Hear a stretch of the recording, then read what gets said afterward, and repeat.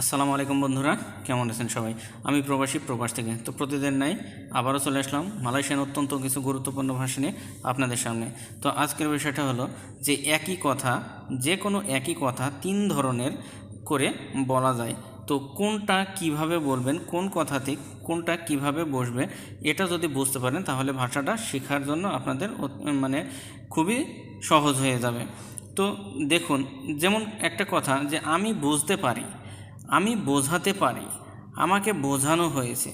তো এই কথাগুলো যদি তিনটা কথাগুলোই একই কিন্তু তিনটার অর্থ হবে তিন রকমের। দেখুন, তো শুধু এটা না, যদি আপনি অন্য কোনো কথা বলতে চান, যেমন আপনি বলতে পারেন যে আমি খেতে পারি, আমি খাওয়াতে পারি, আমাকে খাওয়ানো হয়েছে।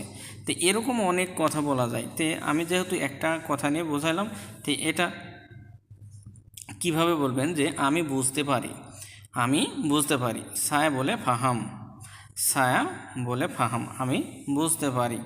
সায়া মানে আমি, বলে মানে পারা, ফাহাম মানে বোঝা। তো সায়া বলে ফাহাম, আমি পারি বুঝতে।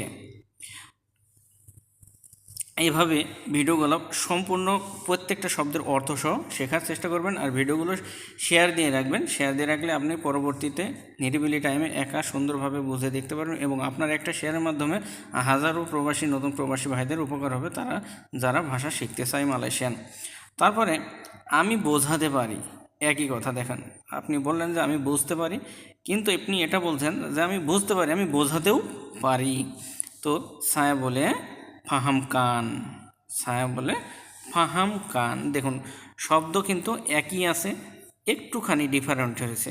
তো এখানে হয়েছে ছায়া বলে ফাহাম কান মানে বোঝানো, ফাহাম কান মানে বোঝাতে, বোঝাতে।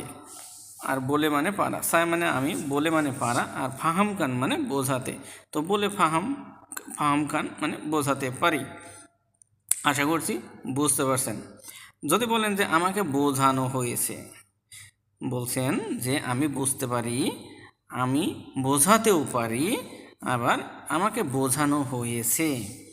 তো ছায়া ডি ফাহাম কান, আমাকে বোঝানো হয়েছে। ছায়া ডি ফাহাম কান, আমাকে বোঝানো হয়েছে। ছায়া মানে আমাকে, ছায়া মানে কিন্তু আমি, আবার এখানে যেহেতু আমাকে বলছেন, তো এক্ষেত্রেও ছায়াই বসবে। তো ছায়া ডি ফাহাম কান, আমাকে বোঝানো হয়েছে। ছায়া মানে আমি, ডি ফাহাম খান মানে বোঝানো হয়েছে। তো ভালো থাকবেন, সুস্থ থাকবেন, দোয়া করবেন আমার জন্য।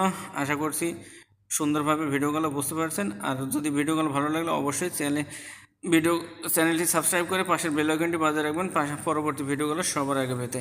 তো ধন্যবাদ সকলকে। ভিডিওতে একটা লাইক দিতে ভুলবেন না, আপনার একটা লাইক আমার পরবর্তী ভালো ভিডিও বানানোর অনুপ্রেরণা যোগায়। তো ভালো থাকবেন, সুস্থ থাকবেন, দোয়া করবেন আমার জন্য। আল্লাহ হাফিজ।